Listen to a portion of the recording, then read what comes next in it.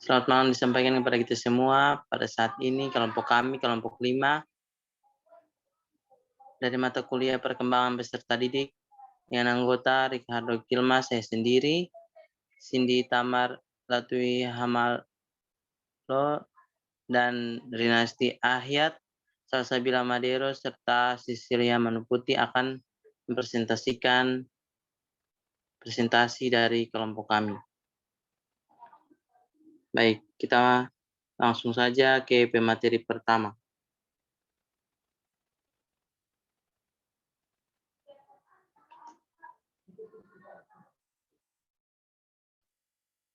Yang pertama yaitu konsep perkembangan. Pengertian perkembangan.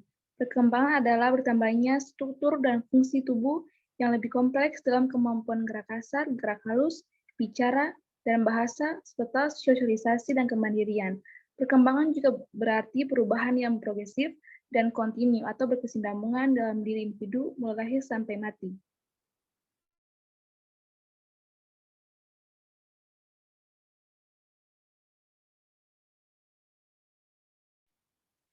Yang kedua, ciri-ciri perkembangan.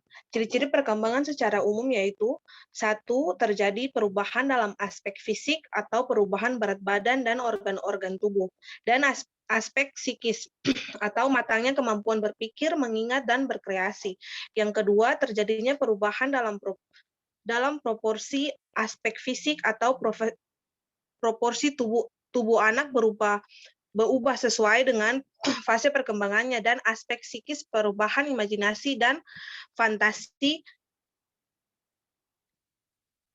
realitas. Yang ketiga, lenyapnya tanda-tanda yang lama atau tanda-tanda fisik atau lenyapnya kelenjar timus atau kelenjar anak-anak seiring bertambahnya usia. Aspek psikis yaitu lenyapnya gerak-gerik kekanak-kanakan dan perilaku impulsif. Yang keempat, diperoleh tanda-tanda yang baru.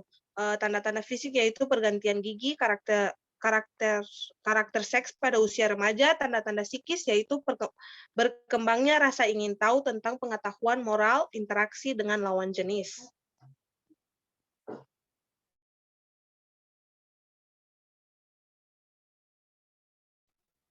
Prinsip perkembangan. Menurut Jean Piaget, ada 4 prinsip perkembangan yang dialami oleh manusia, yaitu 1. Setiap tahap perkembangan manusia ditandai dengan upaya mencapai keseimbangan hidup. 2. Setiap tahap perkembangan dipengaruhi oleh tahap perkembangan sebelumnya dan mempengaruhi tahap perkembangan berikutnya. 3. Tahap-tahap perkembangan manusia itu bersifat universal. 4. Setiap tahap perkembangan sebagai proses menjadi secara integratif atau being process, bawaan, dan lingkungan.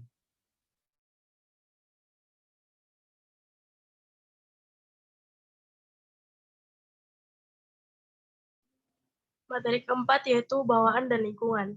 Interaksi antara bawaan dan lingkungan. Kepribadian merupakan karakteristik seseorang yang membedakan satu orang dengan orang lain. Kepribadian meliputi karakteristik cara berpikir, berperilaku, dan perasaan, atau mental emosional orang tersebut. Penelitian mengatakan bahwa kepribadian dibentuk dari berbagai macam faktor, baik genetik maupun lingkungan.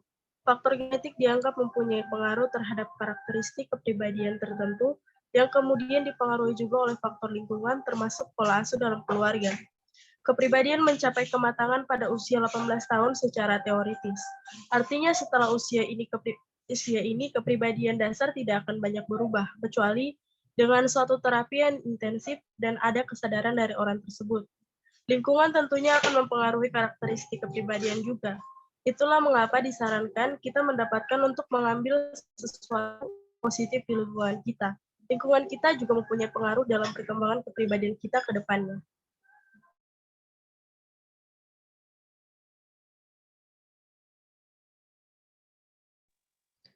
Tahapan perkembangan peserta didik. Tahapan perkembangan awal kanak-kanak yang pertama ada tahapan sensori motor dari 0 sampai 24 bulan. Yang kedua ada tahapan operasional dari 2 sampai 7 tahun. Yang ketiga ada tahapan operasional konkret 7 sampai 11 tahun. Yang keempat ada tahapan operasional formal mulai umur dari 11 tahun. Terus ada tahapan perkembangan remaja. Yang pertama, remaja awal atau early adolescence. Yang kedua, remaja madya, middle adolescence. Yang ketiga, remaja akhir, late adolescence.